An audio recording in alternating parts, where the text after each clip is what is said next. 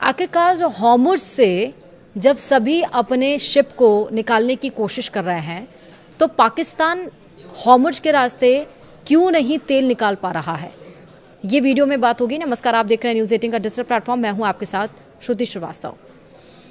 Middle east में जारी जंग के बीच पाकिस्तान को स्ट्रेट ऑफ हॉर्मुज़ से जहाज निकालने के लिए 20 पास यानी कि अनुमति मिली हुई है, लेकिन हैरानी की बात तो ये है कि पाकिस्तान खुद इनका पूरा इस्तेमाल नहीं कर पा रहा है और दूसरे देशों को ये मौके दे रहा है।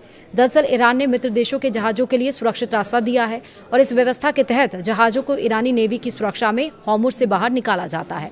लेकिन समस्या यह है कि पाकिस्तान के पास खाड़ी क्षेत्र में इतनी जहाज़ ही नहीं है कि वह इन 20 पास का पूरा फ़ायदा उठा सके और इसी कारण पाकिस्तान ने एक नई रणनीति अपनाई है। वह दुनिया की बड़ी तेल कंपनियों और ट्रेडर से संपर्क कर रहा है और उन्हें ऑफर दे रहा है कि वे अपने जहाज़ों को अस्थायी रूप से पाकिस्तान के झंडे के तहत चलाएं।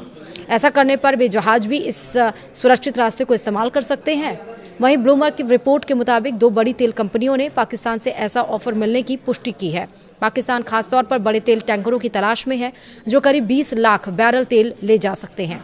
अगर ये जहाज पाकिस्तान के झंडे के तहत गुजरते हैं तो इससे पाकिस्तान को अंतर्राष्ट्रीय स्तर पर एक मजबूत भूमिका निभाने का मौका मिलेगा और इसे उसकी कूटनीतिक सफलता के तौर पर भी देखा जा रहा है।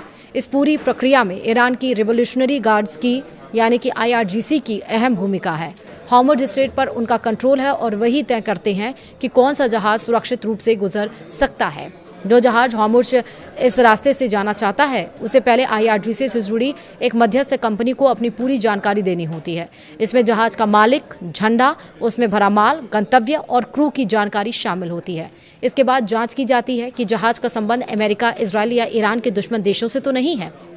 अगर सब ठीक पाया जाता है तो जहाज को आगे बढ़ाने की अनुमति मिलती है। इसके बाद एक टोल यानी कि फीस तय होती है जो आमतौर पर करीब $1 प्रति बैरल से शुरू होता है। यह भुगतान युआन या डिजिटल करेंसी में किया जाता है। टोल देने के बाद से जहाज को एक कोड और रास्ता दिया जाता है। हॉर्मुज़ के पास पहुंचने पर जहाज रेडियो के जरिए अपना कोड बताता है और फिर ईरानी पेट्रोल बोट उसे सुरक्षित बाहर निकालती है।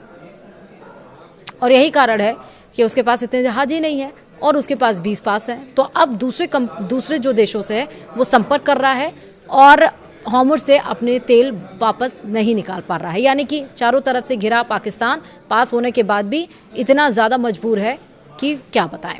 वीडियो में इतना ही। नमस्कार।